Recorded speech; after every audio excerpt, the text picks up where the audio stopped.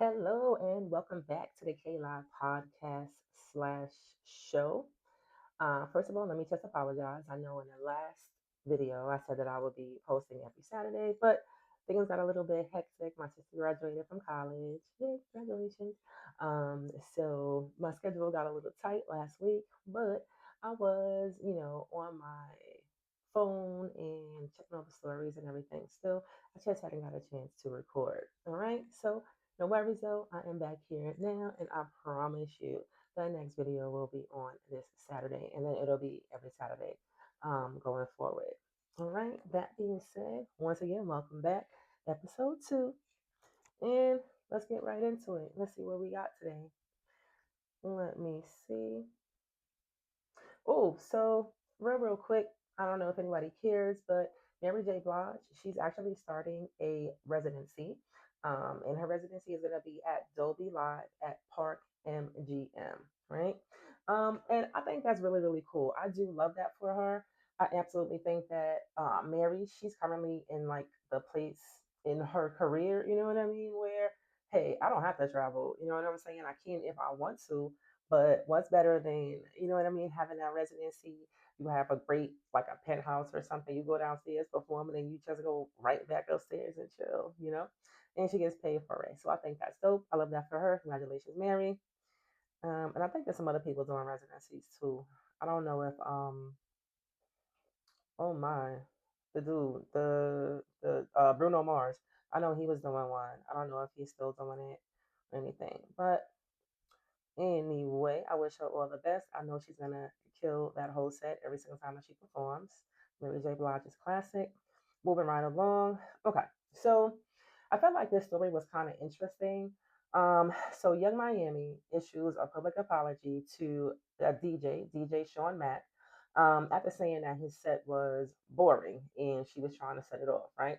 And the thing about it is that she said this on live. She caught a lot of backlash from her fans, or I mean, I don't know if they were fans, but people were commenting like, hey, you don't really have a leg to stand on as far as talking about music, etc., or really just saying that it was rude for her to say it or whatever. I disagree. You know what I'm saying? I'm absolutely a fan of speaking your mind. And you never know. She could have been on that truth juice, had a few in her. We've all been guilty of that, being a little bit more truthful once we get that truth juice in you. But she did come out, and I guess, I don't know why, but she did come out and she did apologize to him. She did acknowledge that it was rude and that she didn't mean it. And then I did read that, he okay, so what happened was he basically came back out once she said that, and he was like, yo, I'm not even like, I wasn't even the one that was setting up. Like, I wasn't even the one that was playing. Like, how if you go to a club or any type of like concert or anything like that, is usually like the first DJ playing while the main DJ is in the background, kind of like setting up or whatever. DJ Shawmack is saying that that's what happened. He was setting up. He didn't even know what was going on. It was unclear to me whether or not he accepted his apology, but I did read that there were some other DJs that were like kind of like questioning whether or not her apology was sincere or not. I think that's crazy because so fucking what? Like, she didn't have to apologize at all. You know what I'm saying? And I don't think that that's something that, like, this not your mama, not your sister. You know what I'm saying? She owes nobody anything. So I feel like the fact that she came out with an apology, whether she meant it or not, she should get credit for. That is what I believe. But it is good she said sorry. I mean, she could have really not meant it. You know what I mean? She really just could have been like, I was out of my mind or whatever. But anyway, she did apologize, and that's my opinion on that. And moving right along, let's see what else we got here. Oh, this kind of old story. That's all right. All right. Stefan Diggs. Stefan Diggs. I know he is a subject all over the place and has been for a little while with these lawsuits. Of course, he was just proven not guilty of assault against Mila Adams, who was his quote unquote chef. This whole story been crazy since it came out. You know what I'm saying? Um, she's a living chef, like, and now she's mad and she's suing you. Nah, we was definitely like they fucking from the beginning. From the beginning, that's what we were saying, and that's what it turned out to be. Now, congratulations to the winner, to Stephon Diggs. You know what I mean? That's not to discount anything that Mila Adams might have gone through. You know what I mean? Just because he was like proven not guilty and got off doesn't mean he's actually not guilty. We see that happen. We've seen it happen before. You know what I mean? Where somebody got off and was absolutely guilty. But I don't know what the case is. I wasn't in the house, nothing like that. Definitely wish the best to any victim that's going through any type of assault or anything, domestic violence or anything like that. And one day the actual truth will come out. You know what I'm saying? One day, but for right now, that's what it is. He's not guilty, but not guilty, but not off the hook. All right. Mr. Diggs, he's still going through another lawsuit with this dude, Christopher Blake Griffith. Now, a little while ago, Christopher Blake Griffith came out saying that he was molested by Stephon Diggs. I kind of heard about it a little bit and then it kind of like went away. But he also has a lawsuit currently. And the thing about it is that they're actually asking for, because they're trying to sue him. They did ask for Stephon's legal team to hand over certain documents, like financial documents, etc., etc. The last document that they were asking for was for a copy of his NFL contract, which I thought was crazy. But, I don't know. Maybe it's valid. However, Stefan and his team did refuse it. They did say, no, we're not going to give it to you. We've already given you everything that you have asked for. You need to make a decision based on that. That I understand also. So I don't know. But Griffith is claiming that they went to a basketball game together. This happened back in 2023. And then he went home with Diggs afterwards. So they went back to his house, and that's when Diggs apparently drugged and assaulted him. I don't know. Stefan had absolutely immense going to that game, but he says after that he went home and went to sleep. So I don't know. I don't know. And additionally, Christopher Blake Griffith says that not only did he drug him and assault him, but he believes that Stefan um, set him up and like set people to like beat him up just a couple of days later. So he's alleging that also. Once again, I don't know whether it's true. What I do hope is that the truth does come out and that any victims get the help that they need, and anybody gets vindicated if it's not true. Right. Talking about contracts and everything of that nature, we're going to skip over to Finesse Two Times, all right, who recently put his Mob Ties contract into Chat GPT and basically found out that he was in a terrible contract, which really sucks. It did hit him hard emotionally. He absolutely took it personal. What he was basically saying was that he got the contract from Jay Prince Jr. and but they had a relationship, like they kind of had a bro relationship. They would talk, they would confide in each other, give each other advice, da, da, da, da, whatever. So when Jay Prince Jr. came with the contract, Finesse is like, off of loyalty, he didn't really read it. He didn't get a lawyer to read it either, just off the strength of, this is my man's, you know what I'm saying? Not only that, but Jay Prince, I mean, dude's dad is industry legend. You know what I'm saying? So he trusted in that and signed a contract. Since then, Finesse Two Times has come out to say, it's basically, he admitted that it's his fault. You know what I'm saying?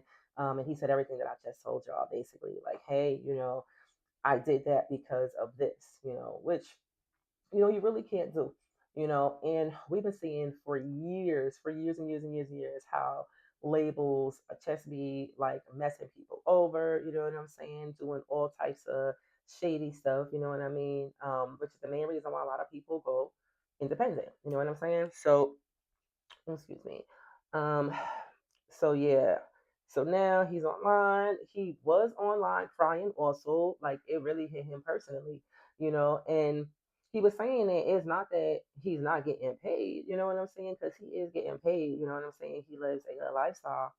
But like I guess as my friend, why would you do that to me? I don't know.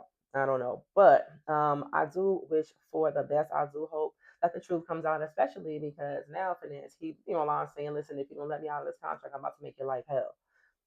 So I don't know what he means by that, what type of access that he has or whatever that he has, so that he can make that happen. But if they know that he has any type of information or anything, I think they should try to get ahead of it. You got to be proactive instead of reactive. But prayers up to finesse. I absolutely do hope that they worked it out. You know what I'm saying? We just saw that type of thing escalate with Pushaisi and Gucci Mane. Definitely don't want to see another episode like that.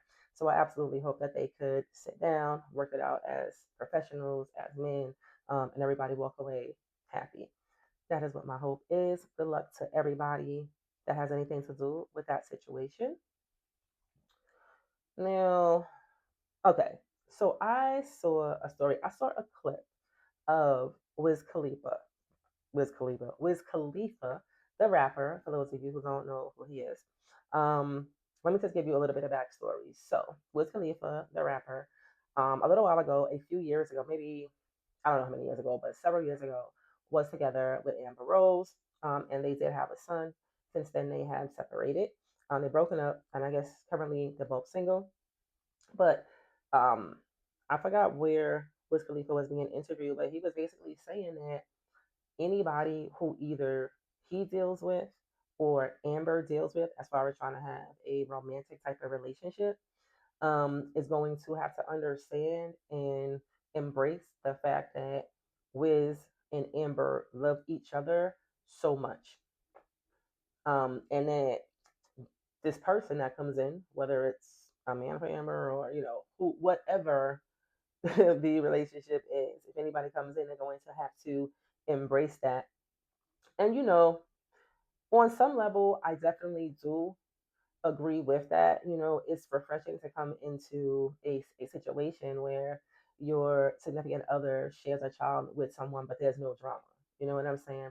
That's really good. And for most women, I'm gonna say for most, not for all. If you're with somebody, if you're with, say, some man that has a child with a female, you know what I mean, and you should want him to not disrespect her or treat her any type of way. You know what I'm saying? You should want that.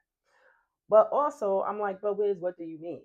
You know what I'm saying? Like, do you just mean that like you're not gonna let any spouse come in and like talk shit about Amber Rose? You know what I'm saying, or whatever? Or it's the type of thing where, hey, I'm gonna go to Amber Rose's house for the weekend, to spend some time with my son. You know, is it the type of thing where Amber Rose will call you at 2 o'clock in the morning just to quote unquote talk? You know what I'm saying? Because she can. Is that the type of thing that it is? Is that what you're saying? That we would just have to accept? You know what I mean? I need a little bit more context. You know what I mean? I need to know more about what he meant. But honestly, at the end of the day, what it sounds like is they just need to be together and not play with people's feelings. You know what I'm saying? If that's the case, you know what I'm saying? Because depending on what he means, it could cause like a competition thing. You know what I'm saying? And as another female coming in, there's no way that you can compete with his baby moms or with his child. Like that's just not gonna happen. You know what I'm saying? So I don't know. I think if everybody is respectful in the situation, if say Wiz has a girl, if he respects her, doesn't try to play her, you know what I'm saying, doesn't try to make her feel like she's less than, you know what I'm saying, knowing that she's not number one in his life, you know what I mean, and he can maintain that on both sides, then it could work. That's the mature thing to do. But yeah, I just thought that was interesting. But yeah, it really, at the end of the day, sounds like y'all should just be together. Okay, don't play with other people's feelings. You know what I'm saying? Like if you got so much love, if y'all got so much love in your hearts for each other, love and respect, y'all got this unbreakable bond and all that other shit. Just be together. You know what I'm saying? Don't bring in anybody else into that. It's gonna cause drama and cause confusion. And that's my take on it. I don't know how y'all feel about it. Oh, what y'all think about this Boston Richie thing? So okay, at first I just thought that it was kind of funny, right?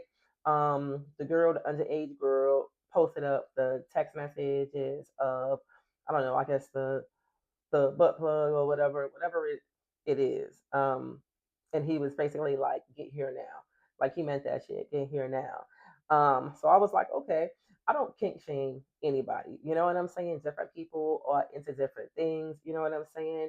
All type of sexual things. You know what I'm saying? If you go on any one of the websites, Pornhub or what the fuck ever, there's 100 categories that you could choose from. You know what I'm saying? That somebody is into. So I would never kink shame anyone, but I am gonna shame this nigga for doing these underage females. Okay, um, and I don't know, something's going on right now. You know what I'm saying? There's been recently like a lot of people coming out talking about they're dealing with these underage women. Well, these underage girls. You know what I'm saying? Most commonly or most recently David or David, however you say his name, the rapper. He was dealing with that. Well, everybody knows what he did, and then I think they said that they found 40 terabytes of underage um, pornographic pictures on his phone, which is ridiculous. But anyway, getting back to rapper Boston Richie once again, there was apparently a line in one of his songs that was about her. And she was basically like, listen, take the line out of your song. I'm going to post these text messages, right? He didn't take the line out of his song and she stood on business. You know what I'm saying? She posted those text messages. So then, he comes out with his little take on it, and it really didn't make any sense to me. I was really trying to figure out what the fuck he was talking about for the whole time. He didn't even address the fact that this girl is underage or anything. He starts going in about how about how he's mad at her for putting their business on the internet. What? What? That's what you said in front of thousands of people who are watching you, dude? It gets worse. So, he's mad because she put their business on the internet. Then he starts talking about how he always treated her wonderfully. He always treated her great. He always treated her family great. You know what I mean? He would spend a lot of money on her and take care of everybody. And she didn't deserve pretty much what she did and that she should have been grateful. Says nothing about her being underage or anything. I think this nigga's like really delusional, like really like, yo, like we're in a fucking real relationship. Like people supposed to be cool with that. And they not. You need to go to jail. You need to go to jail. You know what I'm saying? Um Now I did see another story, and I don't know if this is real. You know what I'm saying? Because a lot of people, we have a lot of bots, we have a lot of AI stuff.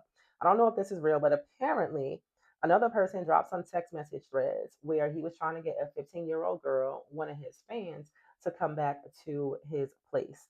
And reading the messages, it's disgusting. The girl is like, hey, no, I can't do that. I'm only 15. I'm a fan. When talking to me like that, I don't know. You know what I'm saying? I don't know if that's true or not. Once again, I did only see that in like one other place, so I don't know.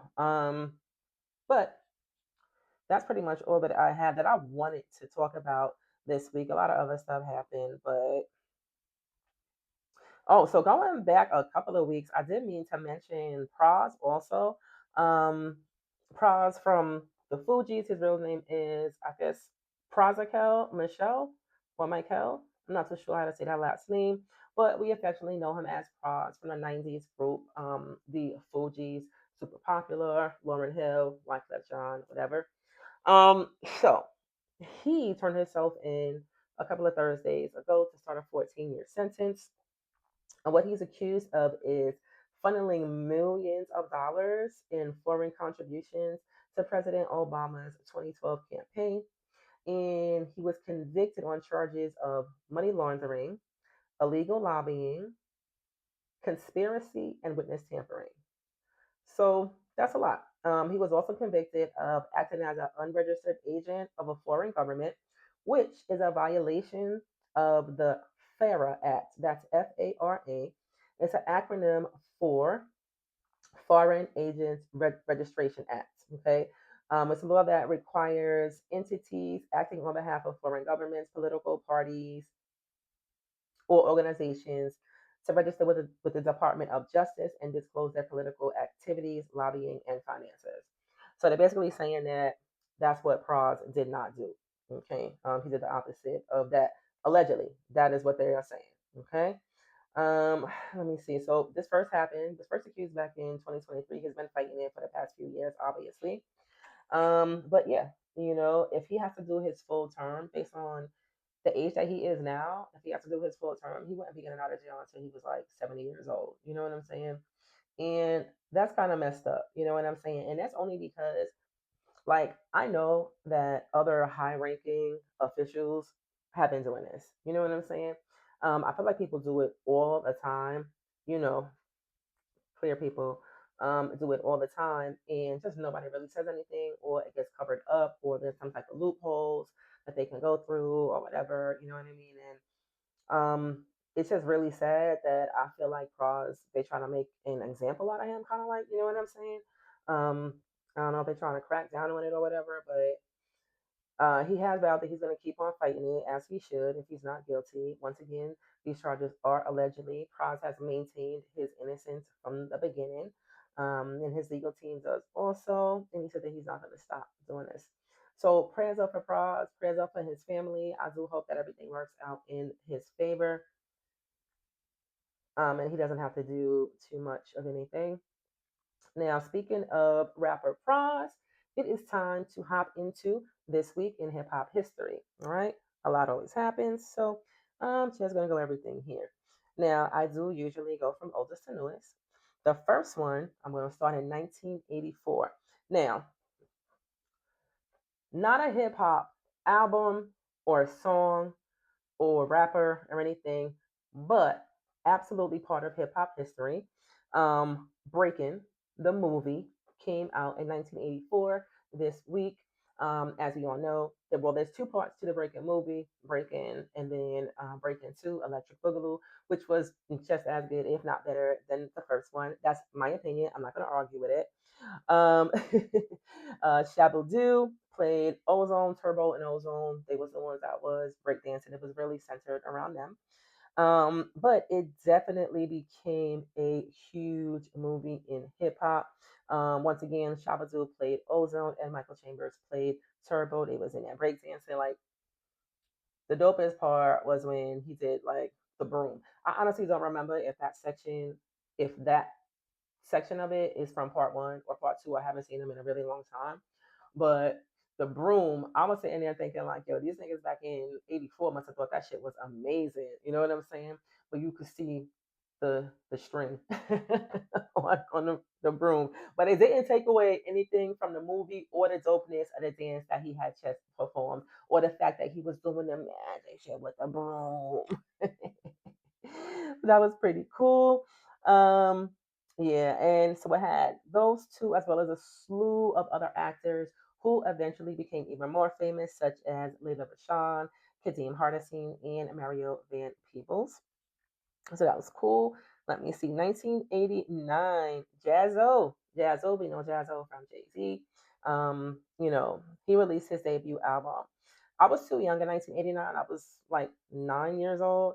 Um, well, 8 years old, really, 'cause my birthday didn't come up yet. So I had never heard of this album, but I just knew Jazzo from Jay Z talking about it. I know that they had a little bit of beef. Um, let me see. I think it was like in 2003 or something. So apparently they had a little a disagreement when Jay Z got with Damon Dash. Jazzo basically said he didn't want to work with Damon Dash. He didn't trust him, so they parted ways or whatever.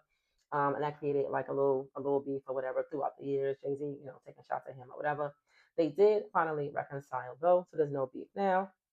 But that doesn't make Jazzo's album any less a part of hip hop history. So I definitely did want to mention it. And next we got uh in 1993, Wu Tang released their debut single "Protect Your Neck." Not the album, just the single "Protect Your Neck." Watch your step, kid. Come on, baby, baby, come on, baby, baby, come on. Oh, sorry, sorry. Let me pop back into it. Anyway, they released that single as the first single off of their album, Wu Tang 36 Chambers, which is a classic, classic, classic, classic album. We're going to listen to it. They have a few other classic albums too, but that is one of them. Also, a lot of like spin offs of Wu Tang Clan, like the Wu Tang Killer Bees. I had the album also a long time ago. It was dope. And okay, so the last thing that I have in hip hop history is something that was really important. And once again, not so much hip hop history, but honorable mention because it absolutely changed the whole game, right? As far as music goes. So in 2000, both the rock group Metallica and the rapper, super producer, entrepreneur, etc., Dr. Dre sued Napster for copyright infringement, which led to the shutdown of Napster, which led to the shutdown, which well, led to the shutdown of Napster the following year, right? It took a little bit. And if you were around for this time, this is what we did. Okay, we burned files from off of Napster. Let me see. There was LimeWire, BitTorrent. You know what I mean? And we would go, onto these into these places and download movies, music, cartoons, all types of shit, and we would do it free, right? File sharing, I think that's what they called it. But that is what we did. Now, let me see. When those started to shut down, right? We were sad. We were sad. But the shutdown of those types of programs or those types of sites did lead to what we know today as like peer to peer music, right? No, I'm wrong about that. I didn't mean to say peer to peer music. But what happened was companies shifted towards, all right, how do we provide music legally to people so that they still have access to it on their phones and on their computers and on their laptops, etc., etc. And iTunes popped out. And I do believe that iTunes was probably the first legal musically based distribution. Yep. And then others followed, such as Spotify, Pandora, YouTube Music, which is my favorite. You know what I'm saying? So we've actually had these copyright infringement laws for dozens of years. But in 1998, the Digital Millennium Copyright Act was passed to address digital piracy and also ISP liability. So it was that specific law that got them shut down. It kind of sucked, but it is what it is. Everything changes. Nothing lasts forever. Times do change, and I think as a whole, we're pretty happy with our music choices. Whether you have iTunes, which I personally do not like. I do have an iPhone, but I don't use iTunes. I once again like YouTube Music, but that's how we get music now, and it's pretty cool. You don't have to go to Tower Records to get a CD, you know what I'm saying, or a single or a maxi single or something like that. You can just straight listen to the thing. You don't even have to download them to your phone. You can just go press a button and just play it, add it to your playlist if you would like to. But other than that, I think we are good. That's pretty much all that I wanted to talk to you guys about on this week. Right. I do want to thank y'all for listening and coming back once again. If you're here the first time, welcome. Please, if you like what you see and you want to see more of me, like, share, subscribe, and also press that bell button so that you get notified every time that I drop a video. Also, leave me a comment. You know what I mean? Tell me what you think. If you like the podcast, if you didn't like the podcast, if you think it's something I said that you didn't like, if you like something that I said, you can leave me a comment. I will absolutely respond to it. All right. I want you to have a safe and productive week. And remember, James Baldwin meant what he said when he said, those who say it can't be done are usually interrupted by others doing it. Okay? Simply meaning, stop making excuses and talking about what you can't do. Get get up, and go get it done. On that note, y'all have a great week. Bye.